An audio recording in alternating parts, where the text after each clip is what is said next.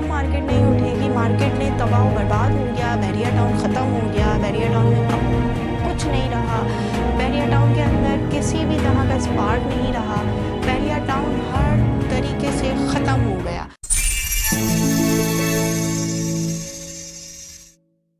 अस्सलाम वालेकुम, मैं हूँ फ़िज़ा सलाम सिरात रियल एस्टेट एंड बिल्डर से। बड़ी ज़बरदस्ती न्यूज़ेस घूम रही हैं दुबई के हवाले से। दुबई में बैरिया टाउन लॉन्च हो गया है, काफ़ी अच्छी उधर मार्केटिंग चल रही है। उन्होंने रोड्स के ऊपर अपने बोर्ड्स लगा के काफ़ी अच्छा दुबई का साउथ दुबई के अंदर इस वक्त बैरिया टाउन का बहुत अच्छा विजन के साथ, बहुत अच्छे विजन के साथ इन्होंने अपना ऑफिस भी लॉन्च कर दिया। पिछले दिनों लॉन्चिंग भी हो गई है, इसके साथ आगे आने वाले दिनों में बैरिया टाउन भी लॉन्च हो जाएगा।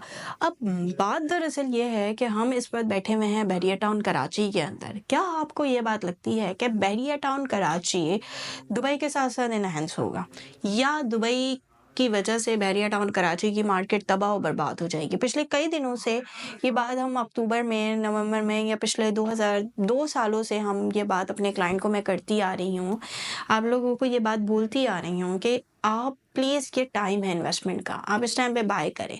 अब मुझसे लोग बोलते थे कि फ़िज़ा जब मार्केट अच्छी होगी उस टाइम हम बाय करेंगे, तो वो टाइम तो सेलिंग का था।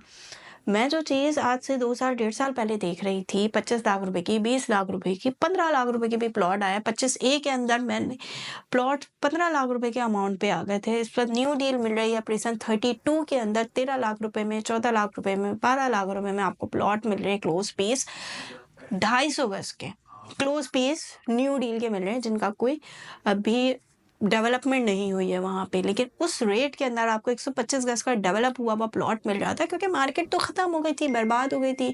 लोगों का ये भी कहना था कि अब मार्केट नहीं उठेगी, मार्केट ने तबाह और बर्बाद हो गया, बैरिया टाउन ख़त्म हो गया, बैरिया टाउन में अब कुछ नहीं रहा, बैरिया टाउन के अंदर किसी भी तरह का स्पार्क नहीं रहा, बैरिया टाउन हर तरीके से ख़त्म हो गया। उन लोगों के लिए 2 साल बाद, 2.5 साल बाद आज मार्केट ने दोबारा से एक नई तरफ करवट ली है।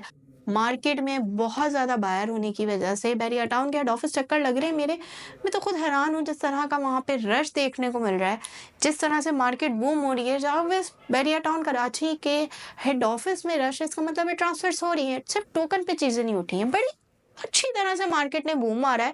मार्केट ने बूम किस तरह मारा है, एकदम 5 लाख रुपए ऊपर नहीं गए हम गए 2 लाख रुपए ऊपर, फिर 50,000 रुपए नीचे आए, तो 1.5 लाख तो हमारा अप था।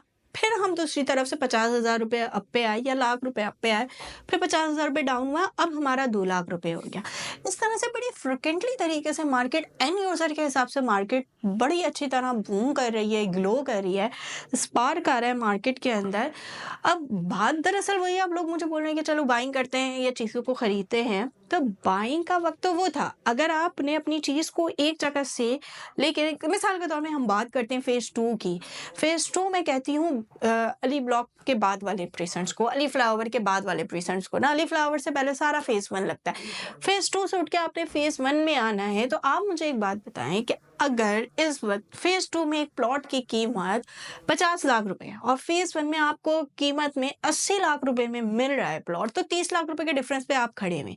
आपको लगता है क्या हम फेज़ 2 वाले प्लॉट को 80 लाख रुपए पे लाएंगे तो फेज़ 1 वाला प्लॉट 80 लाख रुपए पे होगा? जब उस पे 30 लाख रुपए का अमाउंट अब जाएगा, तो फेज़ 1 में ऑब्वियस 50 लाख रुपए का अब जाएगा। यहाँ पे भी 30 लाख रुपए का अब थोड़ी जाएगा। या फेज़ 1 वेट नहीं करेगा, या फेज़ 1 वहीं 80 लाख रुपए पे रहेगा और फेज़ 2 का अमाउंट उठ के 80 लाख रुपए तक पे आ जाएगा, तो ऐसा मुमकिन नहीं है।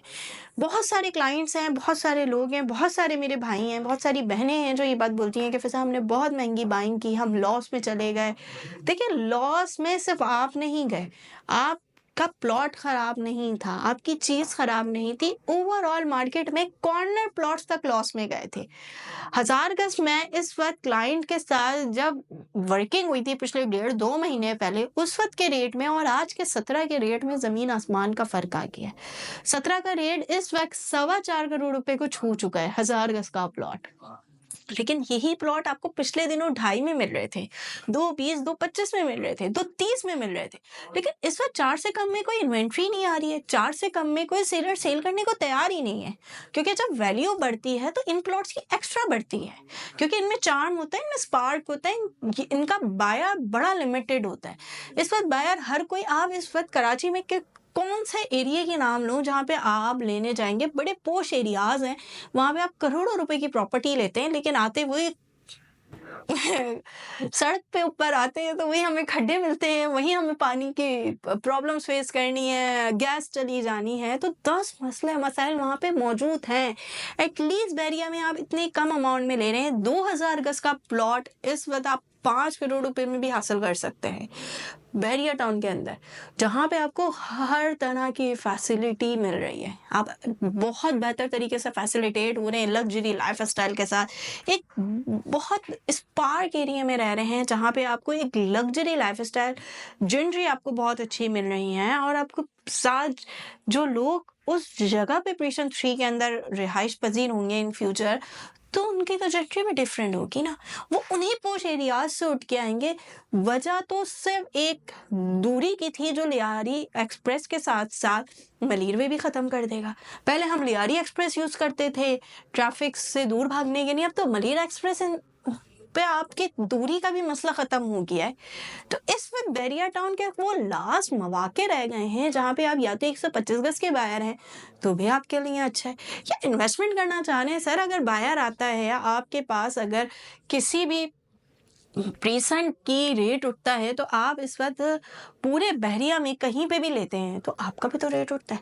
आपने इन्वेस्टमेंट करनी है अपने बजट के हिसाब से। होल्डिंग पावर बहरिया हो या कहीं पे भी हो, प्रॉपर्टी की इन्वेस्टमेंट होती है होल्डिंग पावर से। अगर आपके पास होल्डिंग पावर है, आपने सबसे पहले जिस चीज को टास्क में लेकर आना है ना, वो ये कि मेरी होल्डिंग पावर कितनी है और मेरे पास अमाउंट कितना है। मेरा अमाउंट और मेरी होल्डिंग पावर कहाँ जाके मैच हो रही है, कहाँ जाके वो जाके फिक्स बैटरी है कि मैं अगर 25 लाख रुपए लगा रहा हूं तो मैं ये ना देखूं कि मैं कौन से प्रीसेंट में ले रहा हूं या मैं कौन सी जगह पे ले रहा हूं, मैं ये देखूं मैं होल्ड कितने टाइम पे कर सकता हूं ना, 5 साल के बाद में।